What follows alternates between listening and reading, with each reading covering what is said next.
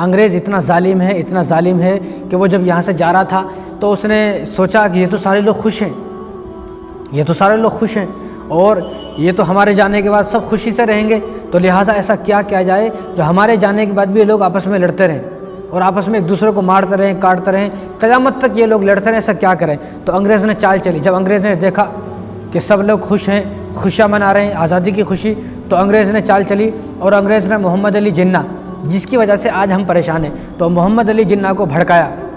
उसको ये भड़काया कि हम चले जाएंगे, हमारे जाने के बाद यहाँ पर मुसलमान खुश नहीं रहेंगे।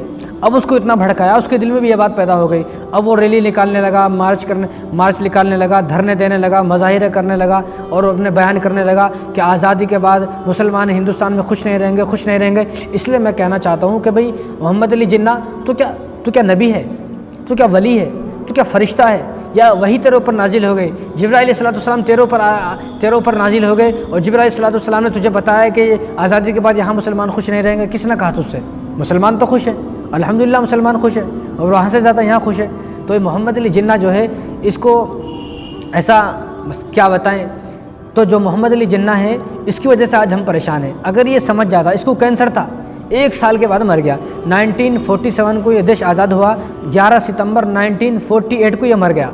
1 साल जिंदा नहीं रहा, 1 साल और रुक जाता, 1 साल और सब्र कर लेता, और इसको कैंसर था। मैं तो कहता हूँ उस वक्त किसी को मालूम नहीं था इसको कैंसर है। अगर मालूम हो जाता गांधी जी को, पंडित जवाहरलाल नेहरू को अगर मालूम हो जाता कि इसको कैंसर है, वो किसी भी तरह 1 साल रोकते या कुछ ना कुछ ऐसा करते कि जो देश जो है वो बंटवारा ना होता। लेकिन मोहम्मद अली जिन्ना की ज़िद और उसकी खुशी कि मुझे पीएम बनना है, कहाँ बने पीएम? 1 साल को कोई पीएम कहा जाता है क्या? 1 साल के पीएम बने, क्या फ़ायदा उस पीएम बनने का? तुम्हारे 1 साल के पीएम बनने की वजह से इस देश के आज ऐसे टुकड़े हो गए कि क़यामत तक मुसलमान परेशान है, क़यामत तक ये परेशान रहेंगे और इस मसले का अब कोई हल होने वाला नहीं है।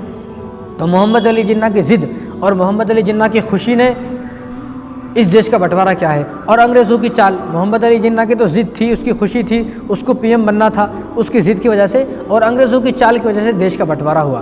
तो किस तरह इसका देश का बंटवारा हुआ, बड़ी अजीब कहानी है, दुख भरी कहानी है। इसको जब पढ़ा जाता है तो आदमी पढ़ते पढ़ते रोने लगता है, देश का बंटवारा कैसे हुआ। और अजीब बात तो यह है कि जिस वक्त देश का बंटवारा हुआ उस वक्त यहाँ पर हिंदुस्तान के अंदर 20 करोड़ लोग थे और सिर्फ 2 लाख अंग्रेज़ थे। यानी 2 लाख अंग्रेज़ों ने 20 करोड़ हिंदुस्तानियों पर हुकूमत की। बड़ी अजीब बात है, 20 करोड़ लोगों पर इसलिए हुकूमत की कि आपसी इख्तिलाफ़ की वजह से, आपसी लड़ाइयों की वजह से, आपसी जो है वो नाइत्तिफ़ाक़ी की वजह से, इख्तिलाफ़ की वजह से सिर्फ 2 लाख अंग्रेज़ों ने 20 करोड़ लोगों पर हुकूमत की। बड़ी अजीब सी बात है। तो जाते जाते उन्होंने एक बहुत घिनौना काम किया, नापाक काम किया कि देश का बंटवारा कर दिया। अगर देश का बंटवारा ना होता और मोहम्मद अली जिन्ना की ज़िद ना होती, अगर वो ज़िद ना करते तो आज यहाँ का मंजर कुछ और ही होता, आज यहाँ के हालात कुछ और ही होते। आज यहाँ पर लोग इतने परेशान ना होते, जो आए दिन जो हालात हो रहे हैं वो ना होते अगर मोहम्मद अली जिन्ना ऐसा ना करता। लेकिन मोहम्मद अली जिन्ना की गलती है ये, और मैं इसको गलती समझता हूँ क्योंकि मैंने मुताला किया है। तो मुताले की बेस पर मैं बोल रहा हूँ कि मोहम्मद अली जिन्ना की गलती है। अंग्रेज़ों की चाल तो थी, लेकिन अंग्रेज़ों ने चाल भी जब ही चली ना जब उनको अपना हमदर्द मिला, जब उनको अपना कोई दोस्त मिला। तो अगर मोहम्मद अली जिन्ना भी मना कर देते कि देश आज़ाद नहीं होना चाहिए, जिस तरह गांधी जी ने मना किया।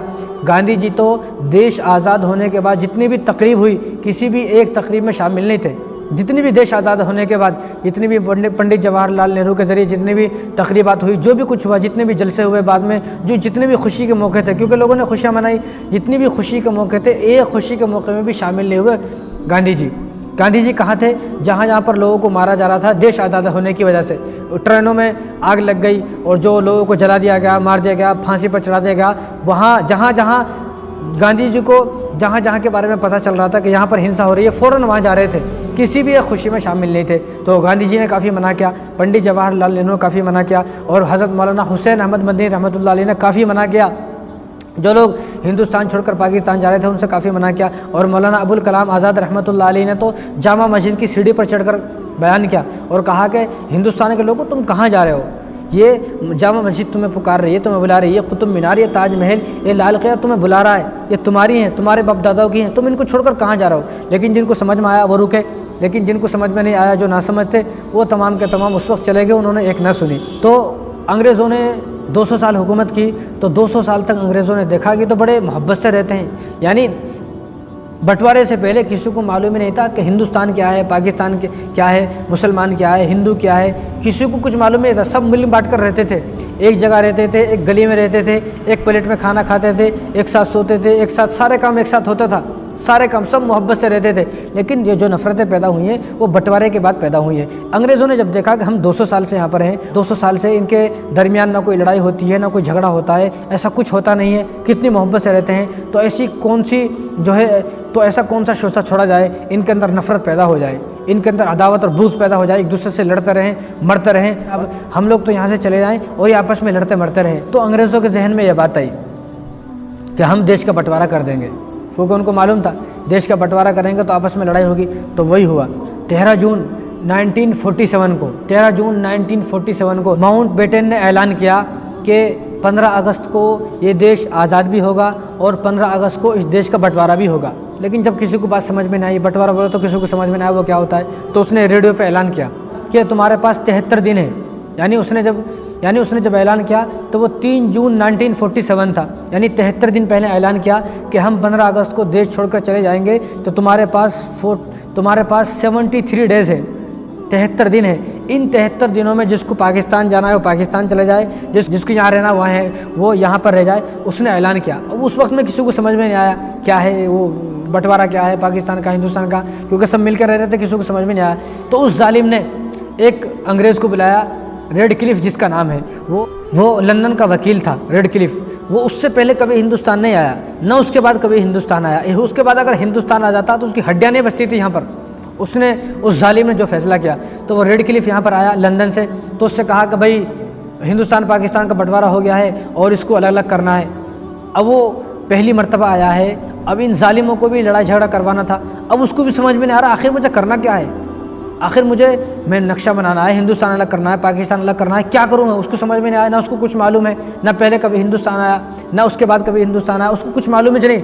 बस उसने क्या किया, जब उसको कुछ भी समझ में नहीं आया तो उसने एक पेपर, वो नक्शा लिया, जो उस वक्त अखंड भारत का एक नक्शा था, तो उसने नक्शा लिया और नक्शे पर ऐसा निशान मार दिया, भैया हिंदुस्तान या पाकिस्तान, उसको खुद नहीं मालूम।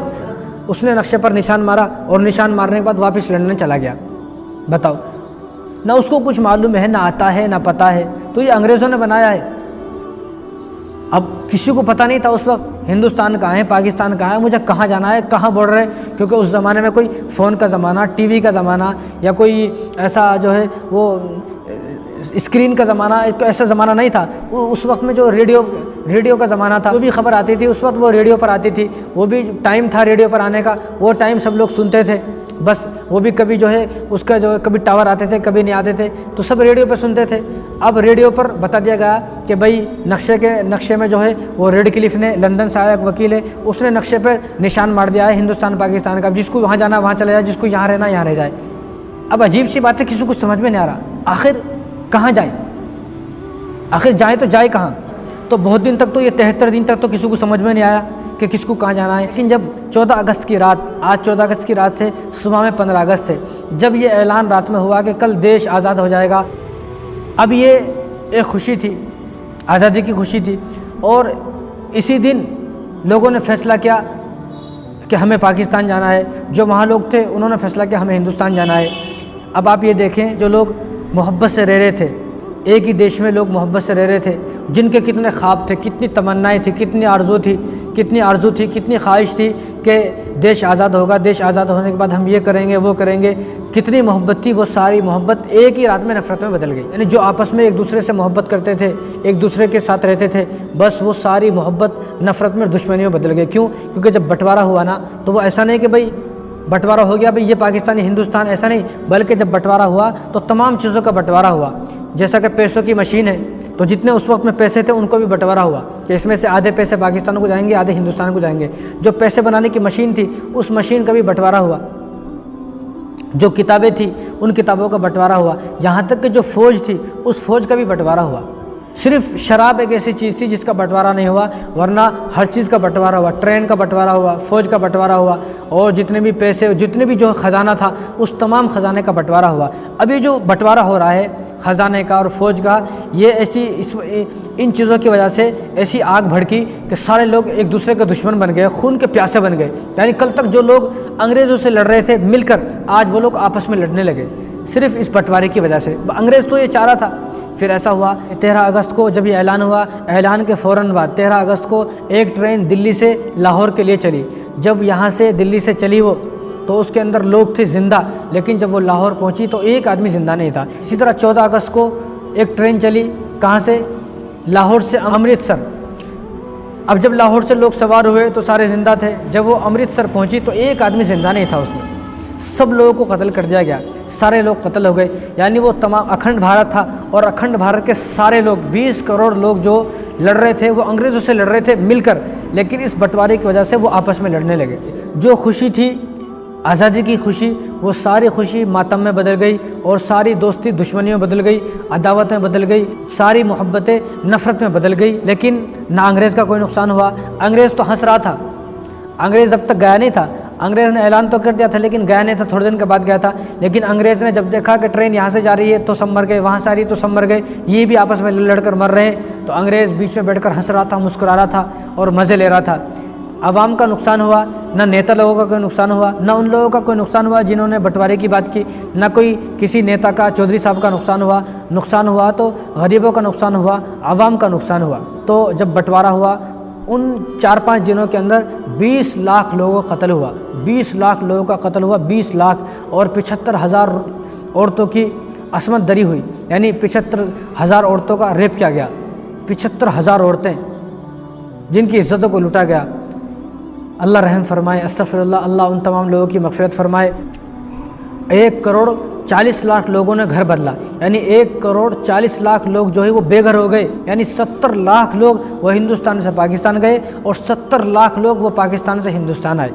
अजीब सी बात है, सारे ख्वाब टूट गए, कितने लोग बेघर हो गए, कितने लोग यतीम हो गए, कितनी औरतें बेवा हो गई, और कितने बच्चे जो है वो बेसहारा यतीम हो गए जिनका कोई पूछने वाला नहीं था, कितने लोग मर गए। ये सब एक फ़ैसले की वजह से, और इस सब का ज़िम्मेदार मोहम्मद अली जिन्ना है। अगर मोहम्मद अली जिन्ना ऐसा ना करता तो ये लोग मरते ना, इतने लोग ना बेघर होते, ना इतने लोगों का कत्ल होता, ना इतने 75,000 औरतों की जो है वो रेप हुआ है। ये तो वो डाटा है जो आप भी देख सकते हैं, ये तो वो डाटा है जो मंजर आम पर आया, जो न्यूज़ में आया उस वक्त, रेडियो पर बताया गया, जो अंग्रेज़ों ने बताया उस वक्त। बाकी जो मामले उस वक्त में छुपा दिए गए, छुप गए, जिन मामलों के बारे में किसी को पता ही नहीं है, या कोई जंगलों में रहने वाले थे, आदिवासी थे जिनको मार देगा, कोई जिनका पुरसान हाल नहीं था, वो एक अलग है। वो सब लगाए तो कितने लाख और कितने करोड़ लोग होते हैं, बस अल्लाह रहम फरमाए। लेकिन इतने लोग मरे क्यों? क्या वजह है इतने लोग मर गए? उसकी वजह यह है कि जब उस रेड क्लिफ ने, जो लंदन का वकील यहाँ पर आया और उसने नक्शे पर जो अखंड भारत का नक्शा था उस पर लकीर खींच दी, लाइन मार दी कि भाई ये हिंदुस्तान पाकिस्तान, तो अब किसी को पता नहीं था। उस ज़माने में कोई ऐसा नहीं था कि बॉर्डर बना दिया, बॉर्डर तो अब बना है बाद में, बॉर्डर उस वक्त में नहीं था। तो सिर्फ ये बताया उसने कि जो हिंदुस्तान की राजधानी है वो दिल्ली है, जो पाकिस्तान की राजधानी है वो कराची है। अब सबके जहन में एक ही बात थी कि मुझे दिल्ली तक पहुंचना है, क्योंकि उनको मालूम नहीं था कि दिल्ली से बहुत दूर बॉर्डर है, इधर कराची है। अब वो कराची वालों को, जो यहाँ से जाने वाले थे, उनको भी नहीं मालूम था कि बॉर्डर कहाँ है। अब जो यहाँ से जा रहे थे उनके जहन में था कि मुझे कराची पहुँचना है, जो वहाँ से आने वाले थे उनके जहन में था उनके जहन में था मुझे दिल्ली पहुँचना है। किसी को समझ में नहीं आ रहा था, सब लोगों के जहन में बस ये दो बात थी कि कराची दिल्ली, कराची दिल्ली। जो हिंदुस्तान आने वाले थे वो दिल्ली तक पहुँचना चाहते थे, जो पाकिस्तान जाने वाले थे वो कराची तक पहुँचना चाहते थे। लेकिन जब किसी को समझ में नहीं आया मुझे कहाँ जाना है, तो लोग चलते जा रहे हैं, चलते जा रहे हैं। अब रास्ते में जिसको देखा इज्जत लूट ली, माल लूट लिया, कत्ल कर दिया। तो जब किसी को पता ही नहीं था मुझे जाना कहाँ है, वो पता ना होने की वजह से इतने लोगों का कत्ल हुआ। तो ये एक बात पता ना होने की वजह से कि बॉर्डर कहाँ है, किसी को पता नहीं था बॉर्डर आखिरकार है कहाँ। ना बॉर्डर उस वक्त किसी ने बनाया था, वो तो बाद में बनाया बॉर्डर। तो बॉर्डर ना पता होने की वजह से इतने लोगों का कत्ल आम हुआ। तो बस हम तो दुआ करते हैं अल्लाह तबारक व तआला उन सब की मग़फ़िरत फरमाए, उन सब की बख्शिश फरमाए कि जो लोग बंटवारे के वक्त मारे गए। बस हम तो उनके लिए दुआ कर सकते हैं, क्या कर सकते हैं। लेकिन मोहम्मद अली जिन्ना की एक गलती हमें अब क़यामत तक भुगतनी पड़ेगी। बस अफसोस है, बंटवारे की जो दास्तान है, इस दास्तान को ना पढ़ा जा सकता है, न सुना जा सकता है। वरना आप जो 70, 75, 80 साल के लोग हैं उनसे आप पूछ सकते हैं कितना ख़तरनाक मंज़र था वो। लेकिन मैंने जो आपको ये बातें बताई हैं तो बहुत थोड़ी सी बातें हैं, वरना जो जुल्म हुआ, जो औरतों के साथ, बच्चों के साथ जुल्म हुआ और लोगों की जो है डकैती हुई, चोरियां हुई, घरों पर कब्ज़ा कर लिया गया, घरों को गिरा दिया गया और जो इतना कत्ल आम हुआ, वो एक ऐसी दास्तान है कि कमज़ोर दिल का आदमी तो उस दास्तान को न सुन सकता है न पढ़ सकता है। बस हम तो अपने मुल्क के लिए दुआ कर सकते हैं कि अल्लाह तबारक व तआला हमारे मुल्क में अमन पैदा फरमा, सुकून पैदा फरमा, इत्तिफाक पैदा फरमा, इत्तिहाद पैदा फरमा। तमाम लोगों को, यहाँ के जितने भी वासी हैं, तमाम वासियों को खुशहाल ज़िंदगी अता फरमा। तमाम जितने भी हिंदुस्तान के वासी हैं वो तमाम जो है आपस में मिलजुल कर मोहब्बत से रहें, इत्तिफाक से रहें, इत्तिहाद से रहें और आपस में जो नफ़रतें पैदा हो गई हैं उन नफ़रतों को अल्लाह तबारक व तआला ख़त्म फरमाए, जुल्म सितम को अल्लाह तबारक व तआला ख़त्म फरमाए। वमा अलैना इल्लल बलाग।